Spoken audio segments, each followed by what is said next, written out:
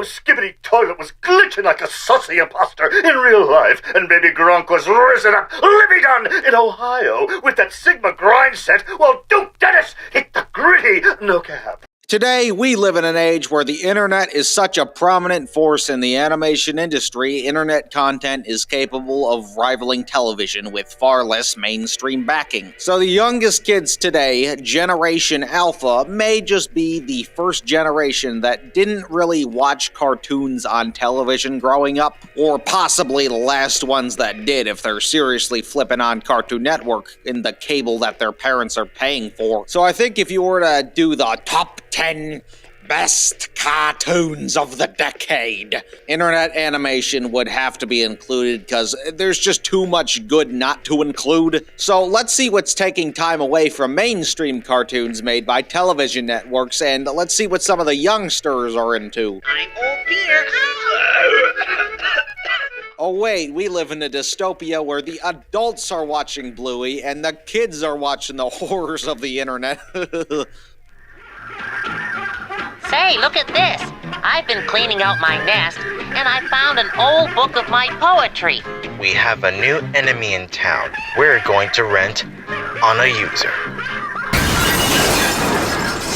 Benji X Scarlett is one of the most bizarre products of content farming I have ever seen, and that is saying something. Content farming can refer to any video utilizing another intellectual property specifically for exploitative gain. Benji X Scarlett is a music video content farm. The name Benji X Scarlett refers to two of the hosts, Benji X and his younger sister Scarlett. And no, the X is not there because they're crossing over. I don't know why he spelled it like that. Benji X Scarlett is an individual that desired a career in alternative rock music, notably taking influence from bands like My Chemical Romance and Green Day, both holding a similar sound and performing various covers over the years. He would create the channel Benji X Music, now just called Benji X, in January of 2012, but would presumably start uploading in September of 2019. But the videos based on his musical interests went nowhere, so he started to break into the genre of fan songs, which refer to internet music videos that create reimaginings of intellectual properties through music. And if you were a child for any era of YouTube, you 100% watch these. The attraction is great. So many guys I can. Video games are often most subject to fan songs since that provides a way to enjoy the IP via fan expansion without playing the game, and while there always undoubtedly has been YouTube recording artists skilled at their job, a lot of it has always just been content farming. Like, why did there have to be a Minecraft parody of every hot song circa 2013? Because building brown bricks in Minecraft and the relevant pop song was relevant for exploitation. Hell, even DreamWorks got into this business at a point, clearly not making songs for fans of the subject matter. In fact, I can distinctively recall the first ever content farm that I came across in late 2011, a channel I've mentioned on this channel before, and if you had an Angry Birds obsession in its prime, then you know exactly who I'm talking about. Fun Video TV, which was active between 2011 and 2019, a channel also infamous in the Angry Birds fandom for its crude CG mashup parody videos.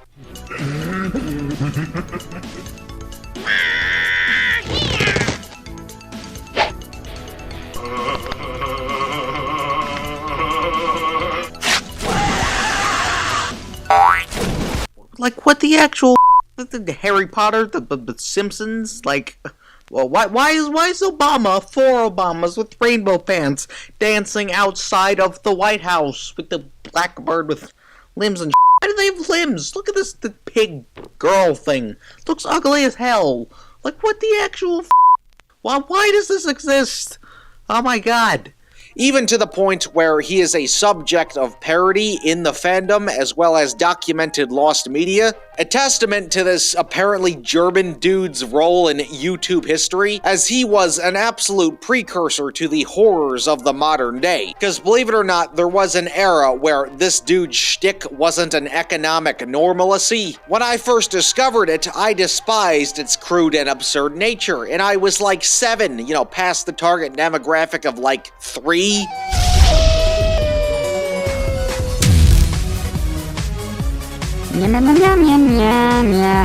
But little did 7-year-old me know that this genre would become a huge market. In fact, one of the biggest genres on YouTube. I didn't really get to see other ones pop up until like 2015 with the launch of YouTube Kids. YouTube further exploiting a problematic genre with its own subsidiary in which it has an algorithmic advantage. Celebrating St. Patrick's Day! Celebrating St. Patrick's Day!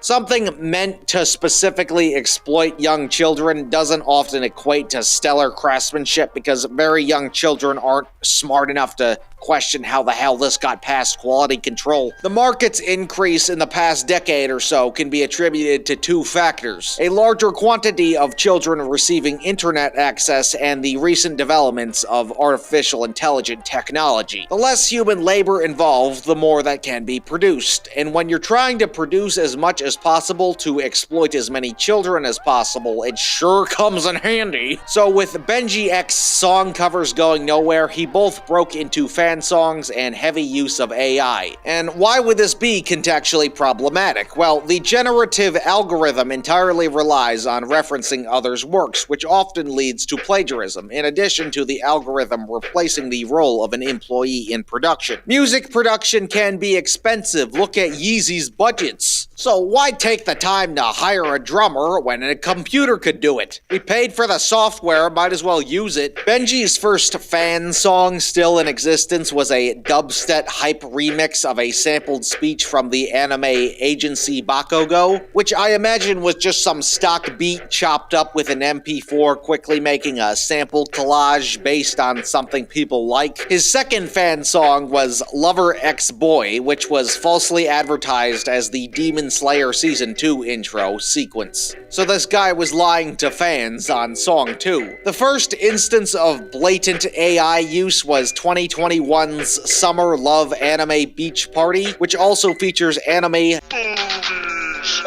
the possibility of something sexual having a better opportunity to get fans and young children's attention. Here, AI vocals mixed with Benji's original vocals can be heard. Combining authentic and AI would be a common strategy Benji would adapt to, seemingly to avoid the chances of somebody noticing his use of AI. Oddly, the secondary vocalists often featured are not credited because they're not real people. The song has nothing to do with any of the anime series seen throughout. But even if he had begun mass manufacturing songs and fan songs through the combination of original works and covers, fan songs with the resource of AI would become the priority. But regardless of the content increase in 2021, he really went nowhere between the summer of 21 until the summer of 24. With a few exceptions, of course. But what happened in the meantime that allowed such a pop-off? Well, Benji completely shifted his audience, ditching similar fan demographics of anime, Green Day, and My Chemical Romance for actual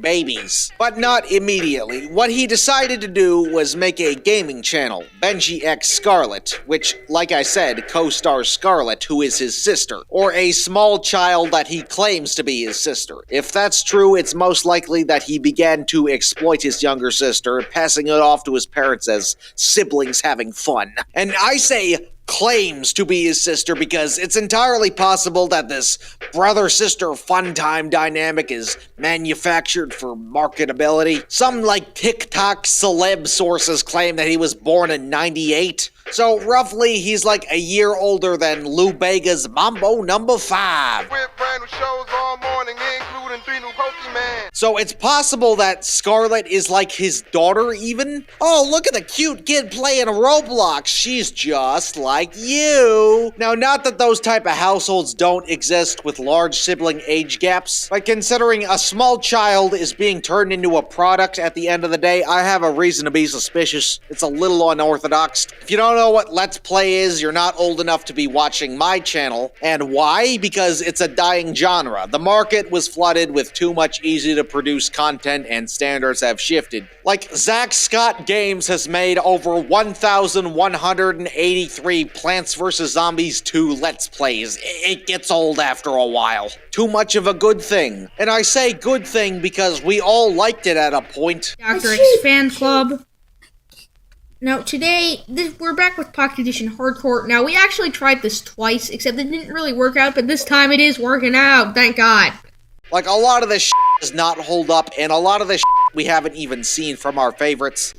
Got fired for peeing in the microwave in the teacher's lounge.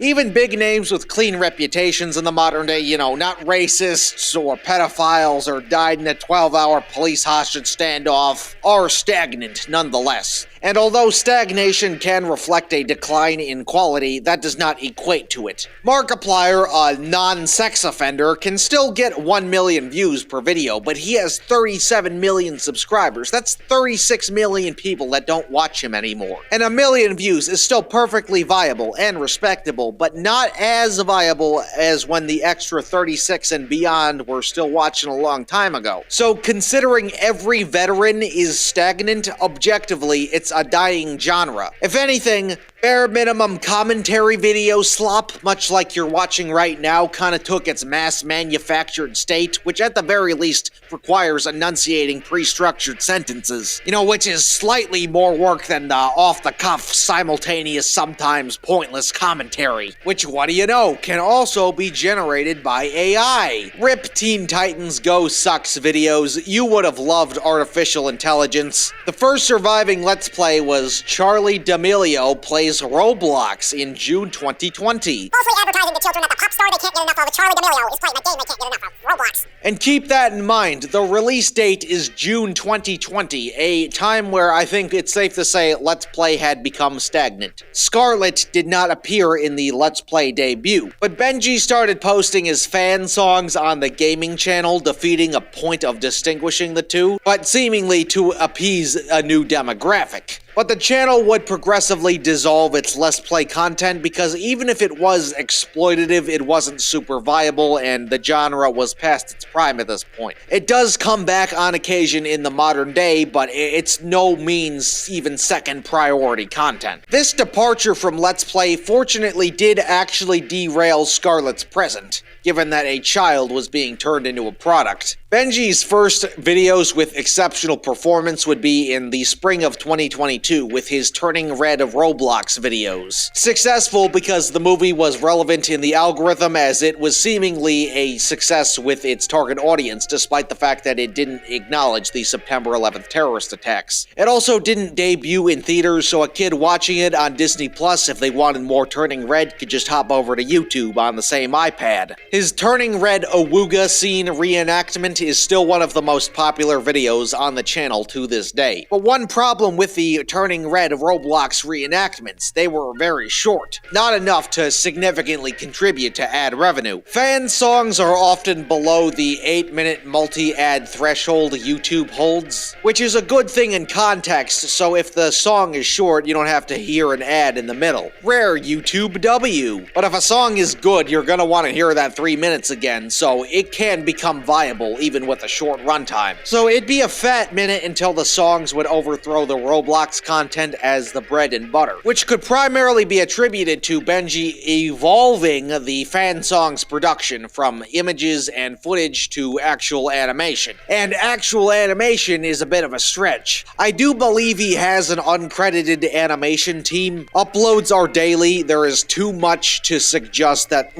more than one person isn't working on this. I mean, like, not that you want this name on this but there is clearly a team here, although not as large as a team you'd expect given the heavy use of AI limiting job opportunities. Although AI would not be used as much for animated visuals, so these extremely crudely recreated and minimally animated visuals would become the standard. I believe he uses like character rigs, I don't know, I'm not an animator, of just traced images. Now, I don't have a problem with restylizing official renders or anything, but here, most likely a rig with a single JPEG is being tweened, limiting multi-dimensional potential, which leads to lots of outlining inconsistencies because 3D characters are presented in 2D with extremely choppy translations, not helped by the lack of refined geometry to better fit limited dimension as it's non-CG, and continuing to mix AI vocals with actual vocals, which could be attributed to the fact that so many characters popular with children had to be impersonated, but Benji wasn't much of an impressionist. Hell, he's barely a vocalist.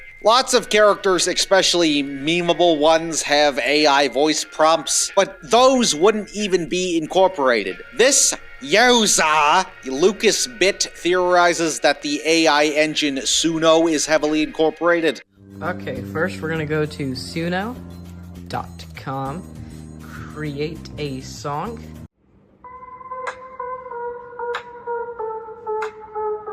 Benji, you thought you were the king, acting like you could sing, but your voice don't mean a thing, just another broken string.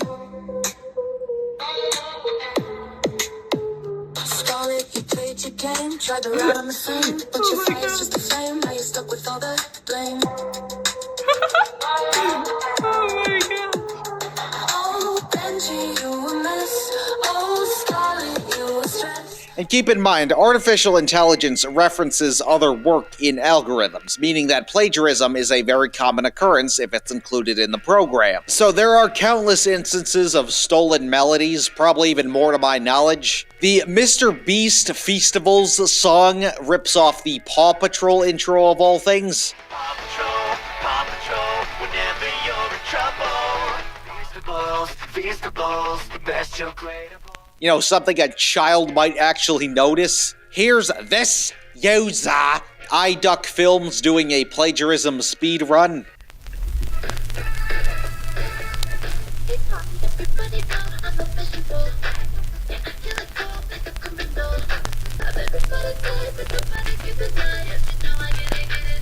His original Ragatha song, yes, he made 2 of them, is just an AI cover of Strybro and BTWRKS's single Board.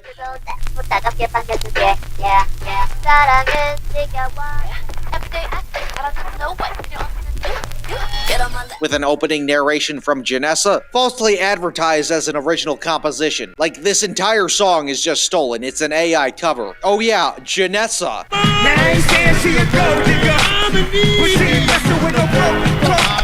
Well, in 2023, with Scarlett's reduced role in the channel, Benji's girlfriend, or as of writing I should say fiancé, would begin to make her own channel, which featured appearances from Benji in vlogs and reaction videos. And don't those reaction video thumbnails look similar? Well, it's because they're plagiarizing SS Sniper Wolf. And I just gotta say, that is f***ing embarrassing. Like, that's who you choose to rip off? But Janessa was just an untalented Nepo girlfriend, and her solo career didn't really go anywhere. But with Benji's use of actual and AI vocals, Janessa can be heard as an impressionist and is sometimes credited as a flat-out featured artist, and I didn't say good one. Janessa's channel just became another place to re-upload the fan songs. It is no different from the main. It only exists to re-upload videos for further engagement, presumably after the main channel uploads peak in popularity so there can be a second peak. But what truly put Benji on the map that would damage his reputation at the expense of becoming far more viable to children was his Inside Out 2 song. Now, it's not the most popular thing on his channel, but it's what put him on my radar, and you probably recognize him for. Now, the film Inside Out 2 was a tremendous success, breaking a multitude of records, including highest grossing animated film of all time. So, it was crescent fresh in the algorithm probably for a fat minute, and created a large demand of Inside Out 2 content from kids who couldn't wait for the third movie, or even before the film came out on streaming. Inside Out would become Benji's cash cow for the minute, and I say for the minute because it changes every few months as it fulfills the supply and demand from young children with constantly changing interests. As of writing, the cash cow is Smiling Critters and Sprunky, whatever the hell those are. Smiling Critters currently being at the top of his channel, as well as holding the record of 84 fan songs as of writing, beating out Inside Out's 56 songs. But I imagine that won't be the same in 5 months or so when the kids have moved on to the next new thing because they're children. But even if Inside Out would progressively be phased out as a cash cow, it still comes back on occasion. It's old reliable to him. Now, let's go through a complete breakdown of the Inside Out 2 song. The same criticisms can apply to literally every video without exaggeration. You know, because the computer character is doing half of it. The chorus consists of "This is the IP name song," with all the verses choosing to introduce the cast rather than doing something thematically relevant to the source material to create a song expansion of sorts. The fact that characters are acknowledging that they're from a thing grammatically makes zero sense and breaks the fourth wall, which completely conceptually destroys the point of an in-universe song. This logic error also continues into other lyrics about it being a movie, which clearly the AI is mistaking the concepts of an in-universe song with commonplace info about the relevant subject. Speaking of which, it's not 2020 YouTube garbage without AI-generated captions, a lot of which of the time get lyrics wrong, like it's clearly not the thing.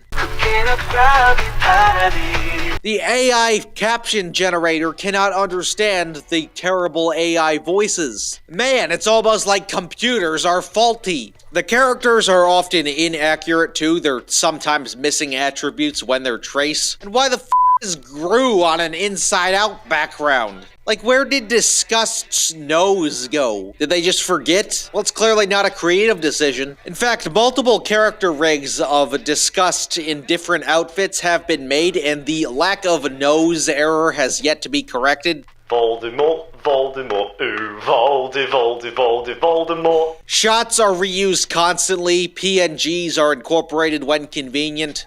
Of his 50-plus inside-out songs, the majority would be remixes of the original, which includes Evil Baby, Freaky, Old, Skibbity Toilet, Minecraft, Halloween, and Christmas. And also every inside-out character needs the song. Even making songs based on minor characters like Jangles, Blofi, Dark Secret, Val. Like, since when did those characters get merch? And that doesn't even count all the spin-offs of the remixes of the original Inside Out song. The Baby Anger song literally consists of one lyric the entire song. Like, that's bad even for this guy's standards. As of writing, there is an upcoming Inside Out Disney Plus spin-off series, and I assume he's gonna milk the shit out of that. In the Minecraft Inside Out 2 song, Joy is Marge Simpson. But he doesn't care, because what baby is gonna know who Marge Simpson is? He probably got the models off the internet, and what do you know, probably didn't credit the artists. But the prioritization of Benji's animations wouldn't derail Benji's on-camera presence. Sometimes he just inserts himself on a bad green screen into his animations. Like the Freaky Inside Out 2 song, and the Skibbity Inside Out 2 song, and the Minecraft movie song. Get ready to party, miners! Did he use Diddy AI?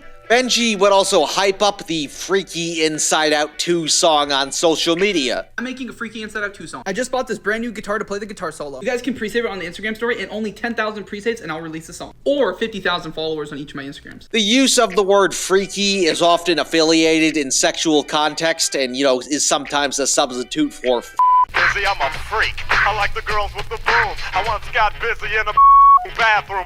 But can also mean a multitude of things. But considering the characters' tongues are sticking out in the thumbnail, it was clearly conceived out of the possibility of tricking children into thinking something sexual is in the video. But no, it's a freaky dance party, which I guess is grammatically true. He would also release the Sprunky Gyat song. Gyat being a piece of slang for excitement, often of being aroused by booty, like she's got a great ass, Rudy. Which, what do you know, features twerking. Now, I think it's safe to say there's a difference between, like, a basic animated nudity joke and, like, actual sexualized content softcore. You know, why did, like, The Amazing World of Gumball get away with, like, the blurred nudity, but the Powerpuff Girls 2016 didn't when the characters were actually shaking their asses on screen? Like, I guess in a kid's show, like, animated nudity is fine. It's not particularly smart, but it's socially acceptable. It's just anatomy. But this is actual twerking, and they have huge tits on top of that. Like, you can't tell me otherwise that this isn't softcore porn on a channel aimed at babies. Hell, he would even go out of his way to replace some of these sprunky character rigs or whatever he uses to include ass and tits. Oh, why fix Disgust's missing nose? Oh, that's not sexually exploitable. Apparently, sprunky character Sky is also a minor. To my knowledge, it hasn't been confirmed, but it's a common headcanon in the fandom to the point where it's listed on the wiki. Or at least I think, I don't know, I'm too old for this.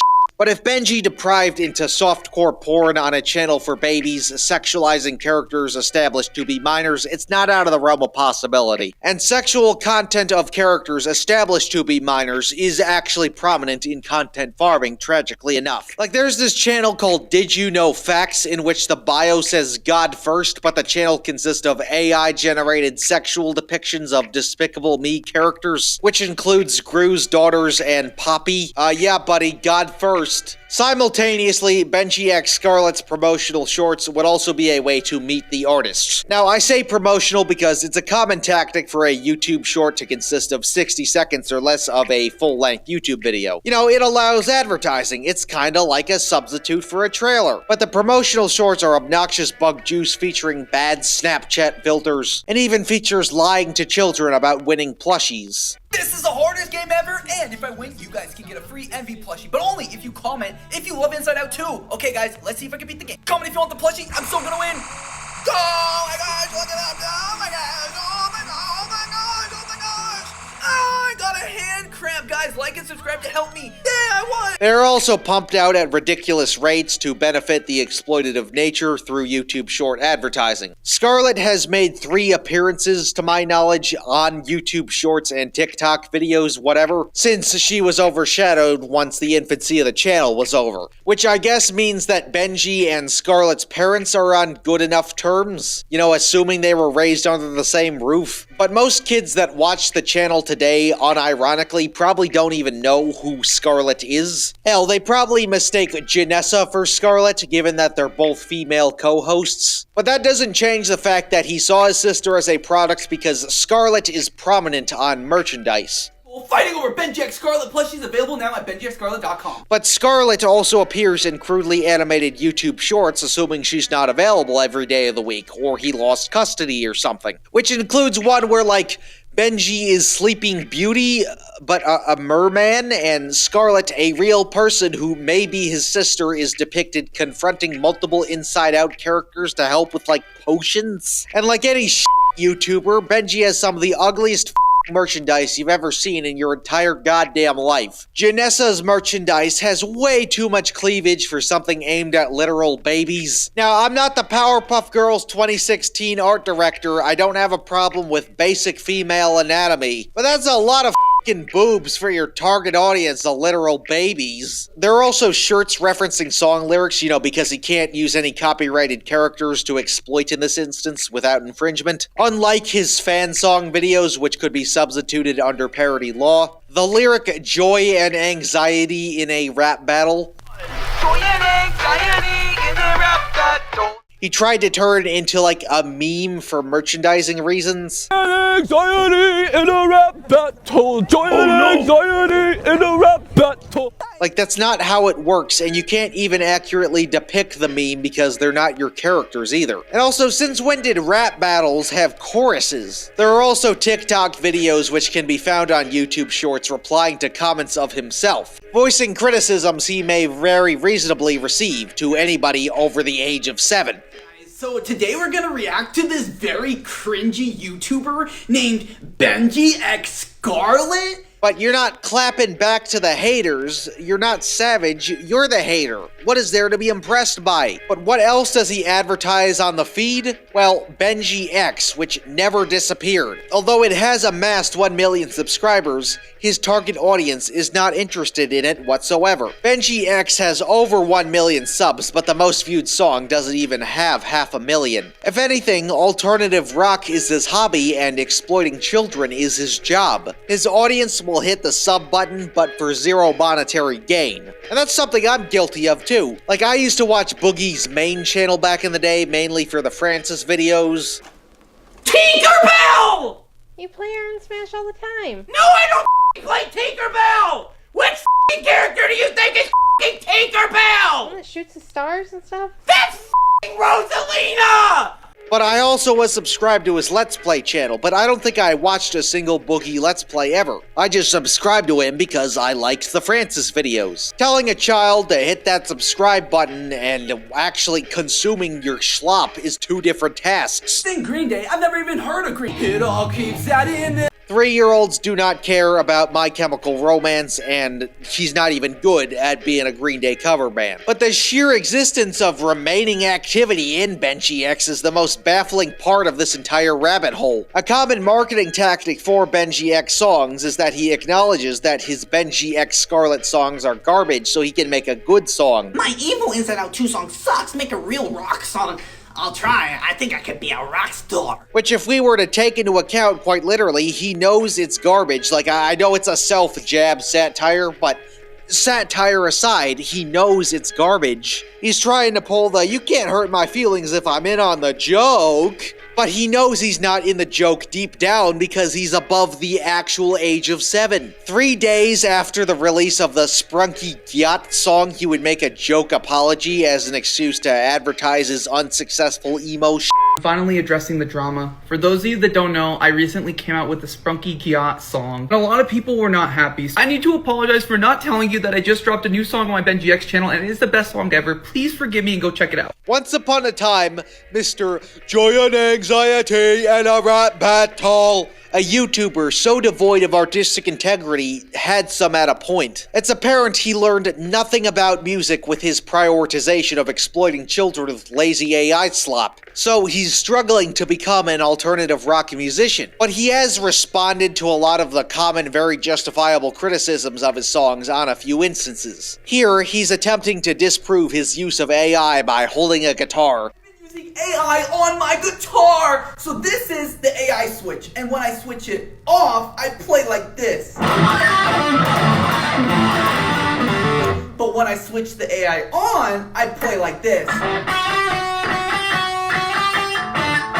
And yes, there are instances of original melodies and actual guitar being played a handful of times. And no one says those things that you do. But your musical ability is overshadowed by the use of AI compositions. The brain rot guy makes a song. This guy has brain rot. I love Cocomelon. Okay, man, let's just make a song. I'm gonna make a song. Now I know, again, it's supposed to be satirical, but it's completely a reasonable criticism. He's not on the joke, he emotionally can't be, he's smart enough to not be. Like, it's shocking to discover he can play an instrument, but he sure doesn't like using it, because writing melodies takes time. God forbid we can't do that. I steal Connor Price's instrumental? This guy sure thinks so. They said Benji genuinely stole an instrumental for real this time. Let's talk about it. So anybody that's actually literate, unlike this guy, can see Benji genuinely stole an instrumental for real this time. So this shows that they have a past track record of trying to accuse me and failing, because they said for real this time, of stealing instrumentals, which means that they have a bias against me, which means that we have to take everything that they say with a grain of salt. And then here they say, I definitely recognized it from the beginning of the Baby No Money and Connor Price song. There's even muffled parts making me think it took from a vocal remover. I'm a big fan of Connor Price and Brianna, as well as 100 Gram, Nick D, and Baby No Money. So I'm gonna set the record straight. So being a fan of Connor Price and Nick D, I'm going to assume that 100 Gram probably produced this song. You go to their music video, you scroll down here, and it's produced by 100 Gram. Which means 100 Gram and I probably just used the same splice sample. As you can see, this is the splice sample, which happens all the time. There's literally thousands, if not tens of thousands of songs that use the same splice sample, whether they're altered or not. But hey, I'm logical, so I understand that that isn't enough evidence to convince you. So here's the Not a Beanie song. Okay, this instance of using a sample is a valid excuse, but again, this doesn't disprove his actual instance of blatant AI plagiarism. He makes these satirical responses and claims samples are being used, and sometimes they are being used, but not all the time, to lie to his audience. Loser says, the moment you've been waiting for, no one was waiting for this. Oh yeah? Okay. I'll wait for your 3.9 million subscribers to react to this. Oh wait. You don't have any. Because you don't do anything worth watching. I do.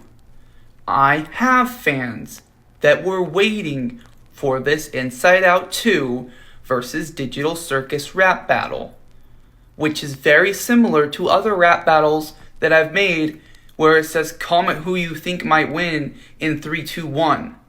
So when you say no one's been waiting, I disagree, Buster. I disagree. Oh man, you really f***ing showed his goofy ass.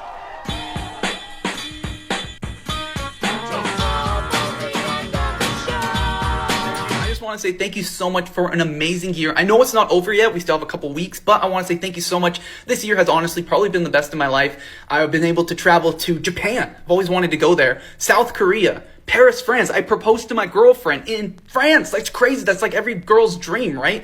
And so it was just so awesome. We went to Mexico. We hit almost 4 million subscribers on the Benji X Scarlett channel. And we hit over 1 million on my Benji X channel where I post more, real music, more serious music. And so I just want to say thank you guys so much. Literally, we're crushing milestones and I couldn't have done it without you guys. And you guys know that life is too short to be taking it serious. So you guys gotta have fun, right? You don't want to go and walk up with a stick up your butt like a lot of these people do. So I appreciate you guys. You guys rock. Like, yes, you have millions of subscribers, but at the cost of doing nothing, limiting others' work opportunities, stealing from others, turning your sister into a product, making a fool of yourself on camera, and most notably, destroying the chances of having an alternative rock music career. Oh yeah, because doing what all the big companies do, exploit with AI, that's so punk of you, Benji. Good job. Like, you can't tell me he's happy deep down in this video. He can't challenge himself because he refuses to because it's not viable. He can get an audience at the chance of not learning. And no fan of Green Day or My Chemical Romance can take his ass seriously because he's the Inside Out 2 song guy. He will never be happy with his music because he knows its immorality and atrocious quality consist of his bread and butter. Now, as of writing, I've been monitoring his goofy ass for about 7 months or so, and my conclusion, it's only gonna get worse. I don't really see it disappearing,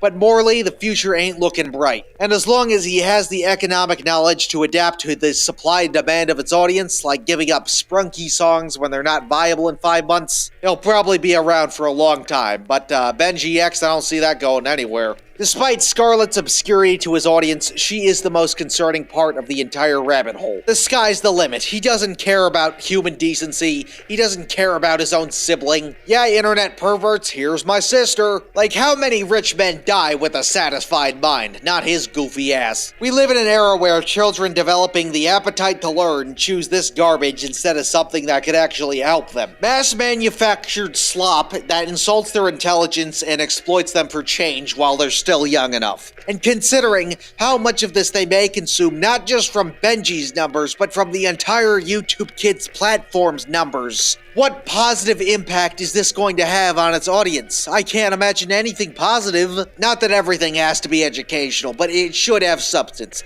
It's not going to teach them anything. It's not going to creatively inspire anybody. And considering all the lies, theft, exploitation, limiting artist work opportunity, sexual content, giant anxiety in a rap battle, may have a greater problematic effect that he is probably well aware of, but may not seem obvious on the surface. But he doesn't mind, so he can boast about his subscribers. Yeah, okay, vacations to Paris, assuming he's not in credit card debt. But you gave up the chance to do what you love most. Dumb idiot! With no story, no motive, no reason, and no background check, and therefore cannot be considered